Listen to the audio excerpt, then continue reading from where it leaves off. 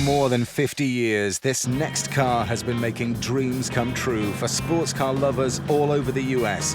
In automotive terms, the Corvette Stingray is the original American Idol. I still remember pulling the car magazine out of its sleeve and looking at it and saying, "Holy wow." This car was an exquisite package that came from nowhere and just slapped the hell out of the European competition.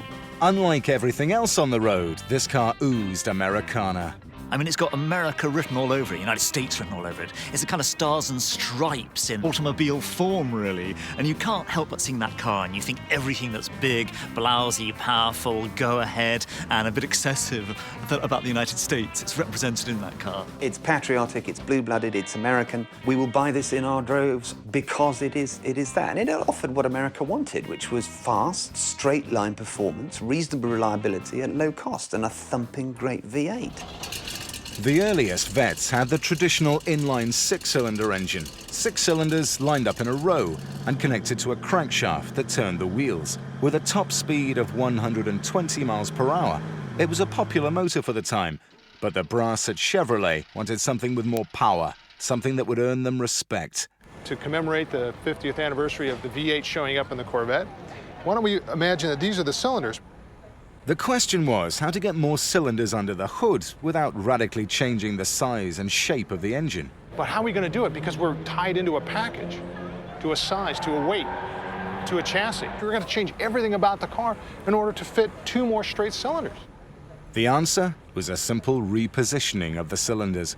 So basically what they were able to do is create a V8 design where they had 8 cylinders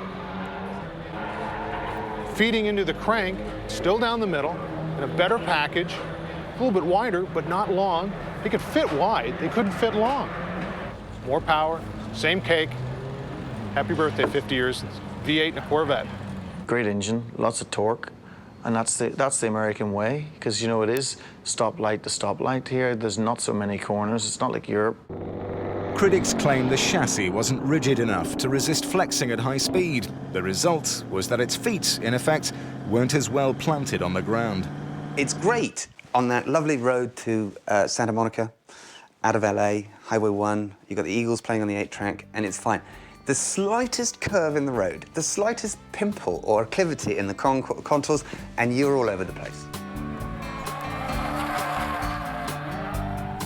It's a car that's not really designed to be thrown around tight mountain bends, but it's a car for cruising along one hand on the wheel and a gorgeous girl next to you along, you know, a highway that's forever California and the coast. Now, I know, Uncle Sam, it's your only sports car, but there's a crude, rough, just unrefined quality. Europeans would call me a bit crude.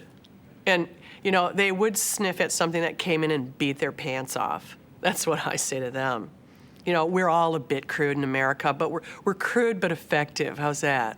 Nobody can accuse the Stingray of refinement. It just doesn't have that. It's really the polar opposite of a European or Japanese sports car. It is muscle-bound, it's aggressive, it's showy, has great fairground qualities to it. It's like a fairground ride on wheels in some ways. But come on, it's just such great fun. I mean, that is the let's get out there and have fun boys car, and that's what it's for. If a Corvette was interviewed by a psychiatrist, the Corvette would tell the psychiatrist where to get off. It would tell the psychiatrist for wimps. That's the kind of car a Corvette is.